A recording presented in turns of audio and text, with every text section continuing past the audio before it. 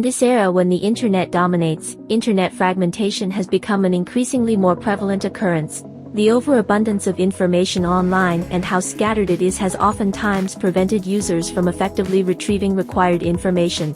With the continuous increase of information available, the degree of information being scattered also rises, which creates a major challenge for the users, meaning that they will need to spend more time and effort to search for the information they need, leading some users to even doubt the core value of the internet. Internet is the technology that enables your device to connect to my device. And you need three things for that to happen. We need to code our devices in the same language. I need to be able to find your device, and I can remember your name. So these three areas are what unifies the internet today. So in the context of internet fragmentation or Splinternet, is if we no longer use these three unique identifiers in a globally unified manner. So that would then break the internet.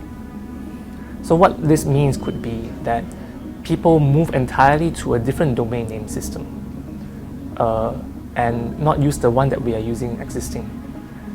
That would then create two separate intranets and not one internet. However, from the business perspective of a resource developer, more diverse considerations should go into defining the essential meaning of internet fragmentation. This is bumping up against commercial challenges because obviously if you've created a new product, you want to gain the maximum economic benefit from it. You want to make sure that you protect your investment in your intellectual property. So you don't want to make it so easily available and interoperable as soon as you can, just because it might not, I'm not saying it doesn't, but it might not fulfill your, for example, investors or your business desires or your business needs at that point in time. Experts believe that it is not necessary to deem fragmentation as an unsolvable issue. Instead, we should treating it pragmatically, which might allow us to coexist with it or be closer to solving it. I think people should be maybe relax a little bit about those differences and aim not for exactly the same policies, but more approximating policies. So use settings such as the G7 and the G20 to sort of align behavior. Have approaches to international agreements that rely on mutual recognition of each other's policies, so that even if different countries and different markets do things a little bit differently, if we're all sort of driving in the same direction, that's positive. That's the most realistic path in my view. In order to identify the inconsistency of internet fragmentation, we must first figure out the different layers of the issue, and then it has go through multi-discussions. I think I would like to address that when we talk about the internet fragmentation, we need to be clear what kind of fragmentation we are talking about and which part of the internet. It is because that the internet has different layers, and the different layers we should use different solutions to solve the problems caused in different layers. Through the understanding of the current status of the internet interoperability as well as the supervision by the technology infrastructure and the potential impact of business development, experts believes that it is still very doable to maintain the potential challenges and opportunities in terms of internet interactions.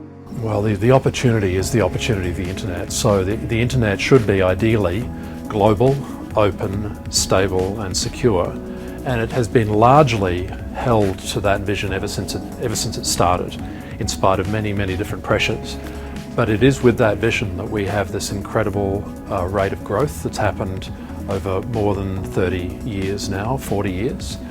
We've had an incredible amount of innovation. We've had an incredible amount of benefit delivered to humanity because of the fact that anyone has been able to freely connect to the internet, and in connecting to the internet, reach the rest of the internet.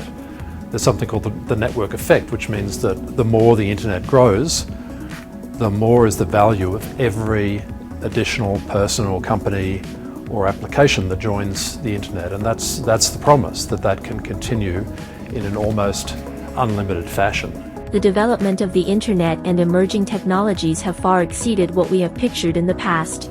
There are derivative advancements such as the blockchain, the virtual currency, and artificial intelligence, and coupled with the maturity of the Internet of Things mechanism.